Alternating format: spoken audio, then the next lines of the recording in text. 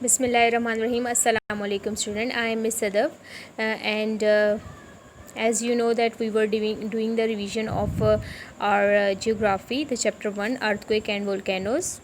So let me give you the short recap of the topics which we have covered in our previous class. So we have revised that what is the meaning of earthquake, earthquake का क्या मतलब होता है, earthquake ज़लज़ले को कहते हैं और इसका मतलब है कि जब भी आपको वाइब्रेशन फील होती है अर्थ क्रस्ट में तो इसको हम जो है वो earthquake कहते हैं, ज़लज़ला कहते हैं। ठीक है, अब earthquake कहाँ पर अकर होता है, कैसे अकर होता है।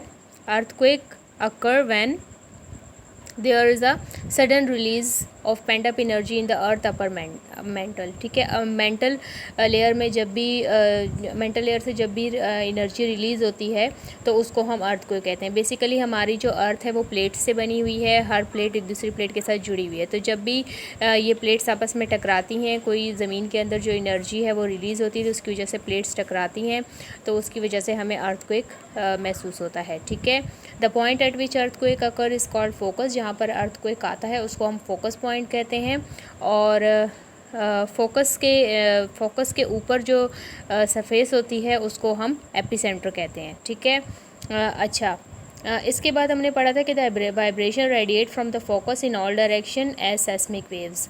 जो लहरें होती हैं उनको हम सेस्मिक वेव्स कहते हैं, जो रेडिएशन होती है अर्थक्वेक की वजह से। ठीक है, the place on earth surface directly above and focus is known as the epicentre.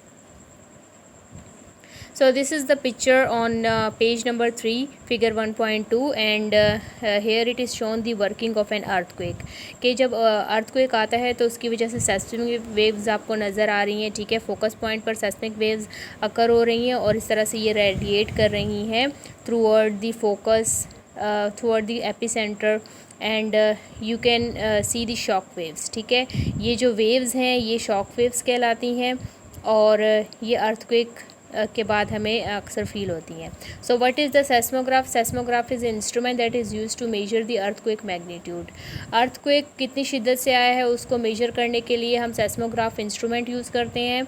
ठीक है, और सेस्मिक एक्टिविटी जो है वो अर्थक्वेक की एक्टिविटी के लिए हम वर्ड यूज़ करते हैं। ठीक है, सो मैग्नीट्यूड कैलकुलेट करने के लिए जो हम इंस्ट्रूमेंट हम यूज़ करते हैं that is known as the Richter scale and it is the logarithmic scale and it measure the factors in 10। ठीक है, so this is the picture of seismograph.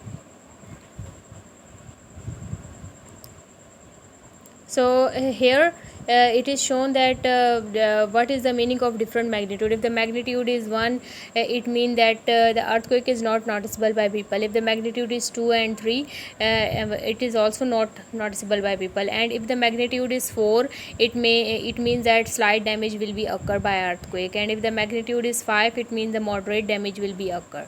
And if the magnitude is 6, it means that considerable damage, मतलब थोड़ा सा ज़्यादा नुकसान होगा इससे।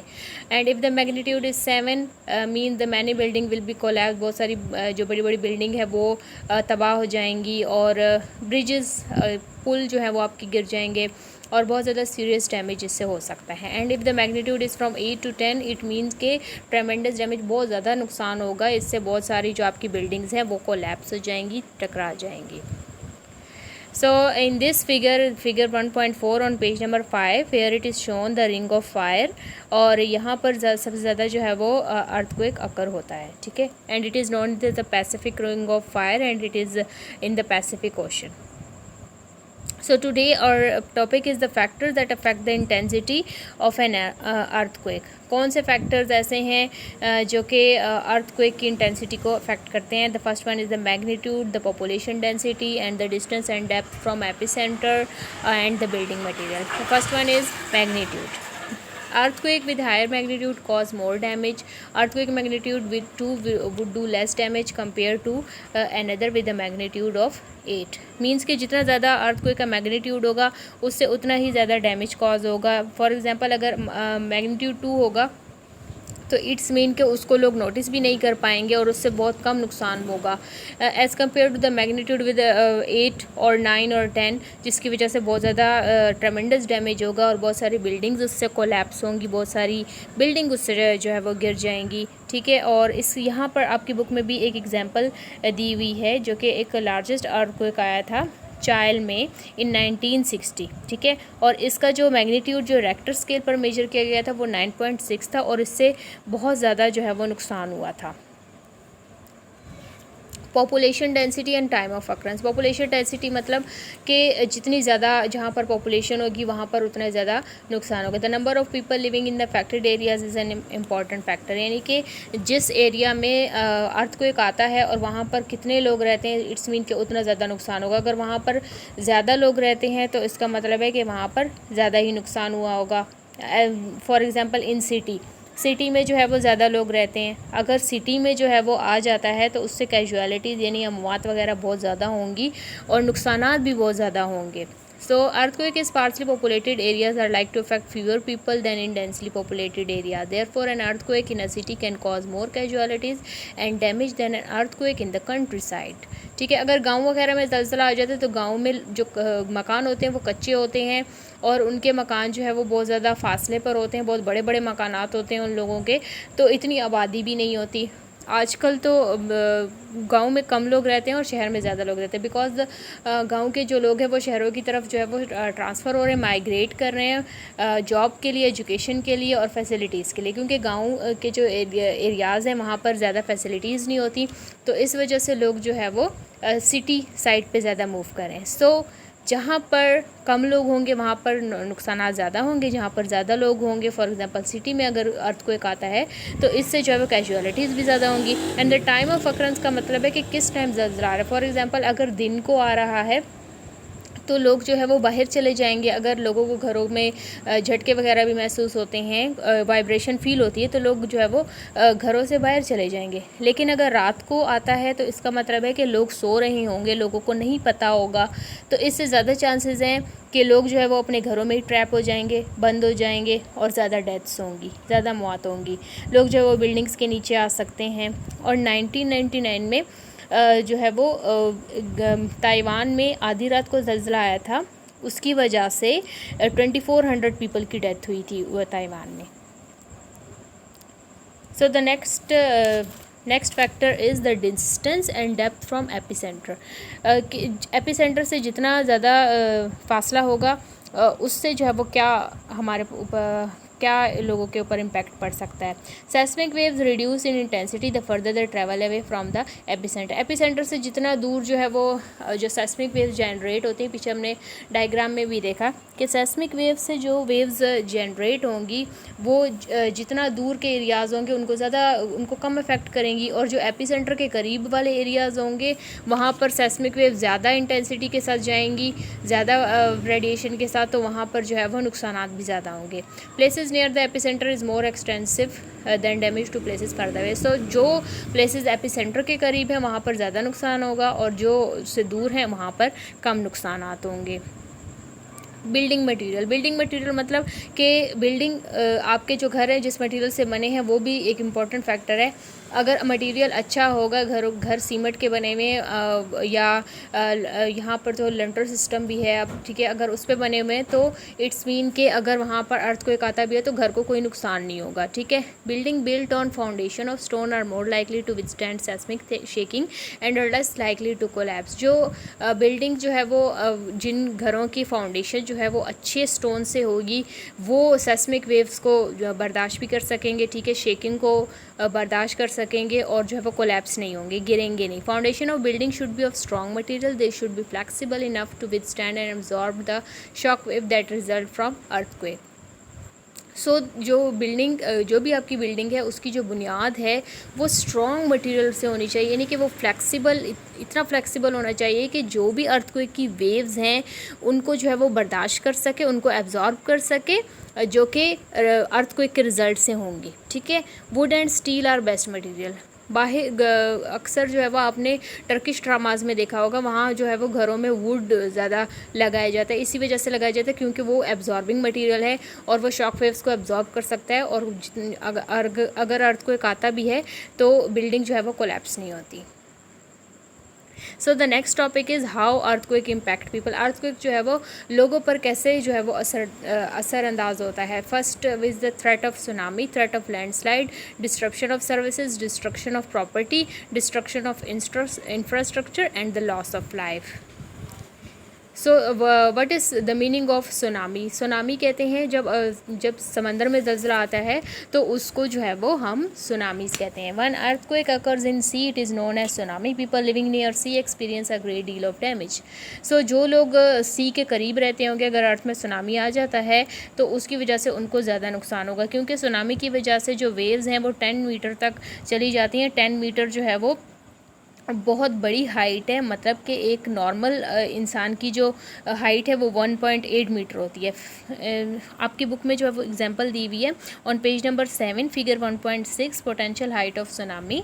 And इस फिगर में आपको ये दिखाया हुआ है कि एक मैन की हाइट 1.8 मीटर होती है, एलिफेंट की हाइट 3 मीटर होती है, और किसी भी बिल्डिंग जो हम बिल्डिंग्स बनाते हैं उनकी जो हाइट है वो 8 मीटर होती है। सो द सुनामी की जो वेव्स, सुनामी के रिजल्ट में जो वेव्स जनरेट होती है, समंदर की लहरें जितनी ऊंचाई तक जाती हैं वो लेंथ है 10 मीटर। सो आप इमेजिन करें कि जो घर वहाँ पर होंगे वो सब जो है वो वहाँ पर पानी ही पानी हो जाएगा। अभी इतनी बारिशें हुई थी, आपने देखा होगा कि फ्लड की शक्ल में लोगों के घरों में इतना पानी घुस गया था, तो आपने इमेजिन किया होगा कि कितना नुकसान हो सकता है इससे। लोगों की चीज़ें गीली हो गई थी, लोगों को रहने में कितनी मुश्किल हो गई थी, बाहर आना जाना कितना मुश्किल हो गया था।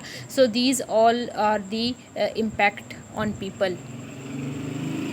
Threat of landslide. लैंडस्लाइड क्या होती है? लैंडस्लाइड का मतलब है कि जब भी कोई अर्थ का कोई मटेरियल, फॉर एग्जांपल कोई माउंटेन है, उसका कोई हिस्सा जो है वो नीचे की तरफ गिरे, ठीक है, ऐसे लगता है जैसे मेल्ट होकर जो है वो नीचे की तरफ कुछ गिर रहा है, ठीक है, या मट्टी जो है वो ऊपर से नीचे की तरफ आए स्लिप होकर, तो उसको हम जो है वो लैंडस्लाइड कहते हैं। सो ये लैंडस्लाइडिंग होती कैसे है? The shaking of ground can weaken the slope of hills and mountains. जब भी नीचे ज़मीन में शेकिंग होती है, प्लेट्स टकराती हैं आपस में, तो वाइब्रेशन क्रिएट होती है जिसको हम अर्थक्वेक कहते हैं। इसकी वजह से जो है वो हिल्स यानी कि हिल्स और माउंटेन्स की जो स्लोप्स हैं वो भी कमज़ोर हो जाती हैं, ठीक है। सो द वीकेंड स्लोप में become unstable resulting in landslide, ठीक है। इसकी वजह से जो है वो लैंडस्लाइडिंग होती है और वो जो है वो हिल्स जो है वो नीचे की तरफ आती हैं, गिर जाती हैं। Landslide are rapid downslope movement of soil, rock and vegetation debris. कोई भी ऐसा माउंटेन जहाँ पर जो है वो सरसब्ज़ो शादाब माउंटेन है, मट्टी के बने हुए हैं, ठीक है, वो जो है वो उनमें से मट्टी जो है वो ऐसे नीचे की तरफ गिरती है, काफ़ी मिकदार में गिरती है। तो अगर वहाँ पर नीचे कोई आबादी वगैरह है तो उनके ऊपर अगर आकर ये मटीरियल ये गिरेंगे तो इट्स मीन कि वहाँ पर जो है वो कैजुअलिटीज़ हो सकती हैं। Disruption of services. Earthquake can disrupt services such as electricity, gas and water supplies. A vibration in the ground can snap pipes and break cables using outbreak of fires. Communication services such as internet, radio, telephone and television connection may also be affected. अगर earthquake होता है तो उसकी वजह से हमारे जो ये इलेक्ट्रिसिटी केबल्स लगे हुए हैं, हमारे जो ये बिजली के खंभे हैं, ये गिर सकते हैं। इसका मतलब है हमारी इलेक्ट्रिसिटी की सर्विस जो है वो डिस्टर्ब हो सकती है, ठीक है। गैस की पाइपलाइंस हमारी ज़मीन के अंदर से जो है वो आ रही हैं, ठीक है, गैस पाइपलाइन, तो वो हमारी इससे मुतासर हो सकती है। वाटर सप्लाईज, पानी की पाइप्स भी ज़मीन के अंदर से आ रही हैं। सो अगर अर्थक्वेक आता है तो उसकी वजह से वो पाइप्स जो हैं वो फट सकती हैं।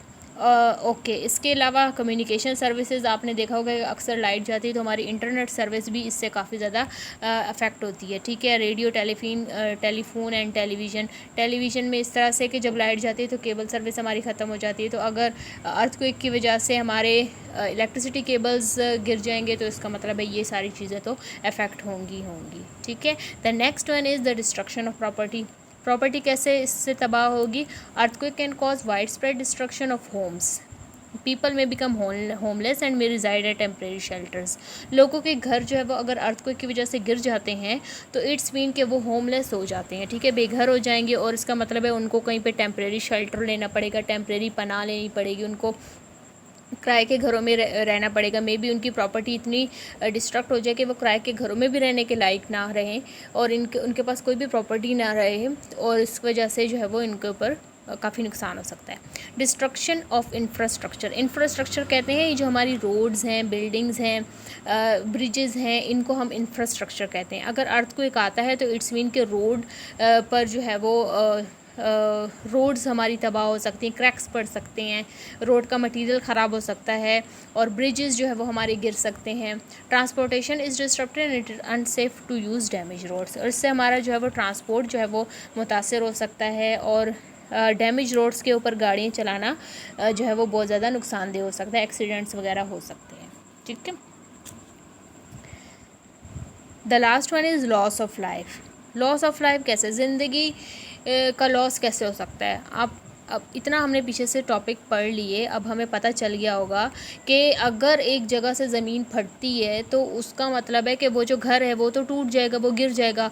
अगर उस घर में लोग रहते हैं, उनके ऊपर वो पूरी बिल्डिंग गिरेगी तो लोग जो है वो उससे उनकी अमवात हो सकती हैं, उनकी डेथ्स हो सकती हैं।